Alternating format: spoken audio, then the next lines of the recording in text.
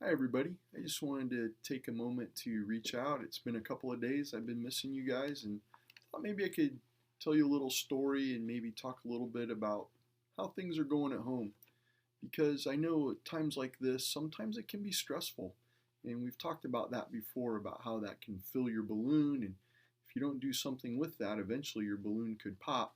So I wanted to tell you a little story about a friend named Nema and some tools we can use when we start to feel a little stressed or a little worried. I know sometimes we listen to the news or we talk to people or we miss our friends, and that can be a little bit of a worry. So let's talk about that and maybe some tools we could use. So, first of all, I'd like to introduce you to my friend Nema, and here she is. Here's a picture of her, and I'll read you a little story about her. Hi, my name is Nema, and I've always been a worrier. I worried constantly. Am I going to pass my test at school? I was afraid I would fail, and maybe I'd be left behind without my friends. Sometimes I would get a stomach ache when mom would say, "Don't worry, Nema." That only made it worse. One day my friend brought me a sparkly worry box. She told me to put all my worries in the box and put it on a shelf. So now instead of worrying, I notice what I'm feeling. I give it a name. I say I'm worrying. And then I write it down and put it in the box. Breathing deep helps me to stop thinking and calm down too. So, what I have to remember is notice how I'm feeling, give it a name, and then let go of it. I think that's interesting because I think we all do that sometimes. We feel it in our stomach, those butterflies, or we start to tense up. But we have to remember that that's a normal feeling.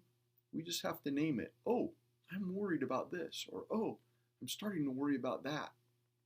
The other day I was talking to my son about how his work might close and how he might be home with me for a while, and he said, "You know what? I'm disappointed." And I said, "Me too." He goes, "I'm disappointed that I might miss my friend's birthday party." But you know what? He named his feeling, and then he was able to say, "All right, now I can move past it." Let's talk about a couple of tools we can use if we're feeling worried. For example, we talked about naming it and letting it go.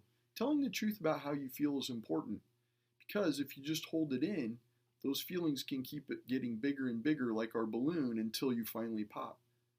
Who's somebody you could talk to about how you're feeling? Mom, dad, maybe you could write it down. In the story, she actually had a box that she decorated. It was sparkly. Maybe you could decorate a box. Write your feelings down, put it in the box, and then you don't have to worry about it anymore. Or some of you guys might not be that into a sparkly box. I used to use a magic backpack. I would unzip my backpack, put my feelings into the backpack, and then they're still there. I can get them out later and look at them, but right now I don't have to worry about it. I can put them in the backpack, zip them up, pull them out later. Another thing we could do is you could talk to a pet. You could send notes on Canvas. Who's somebody you could send a message on Canvas? And sometimes it just helps to be able to just talk about those things. So, who could you tell if you're feeling stressed? Another thing, we talked about our breathing. Taking deep breaths can help. I have two tricks I like to use.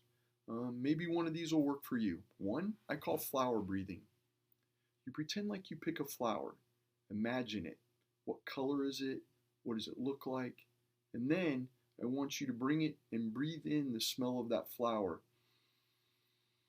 Hold it. Breathe it out. Do that 4 or 5 times. If you don't like flowers, try this. I imagine when I'm breathing that I'm breathing in through my fingers and my toes, through my arms, my shoulders, and into my chest, and I hold it, and then I breathe it back out through my arms, my fingers, or through my toes, my legs, and into my body. And the last one I wanted to talk to you about is sometimes it helps to just close your eyes and imagine your happy place. I don't know where that is. Maybe it's under your covers. Maybe it's at Zesto's in the summer.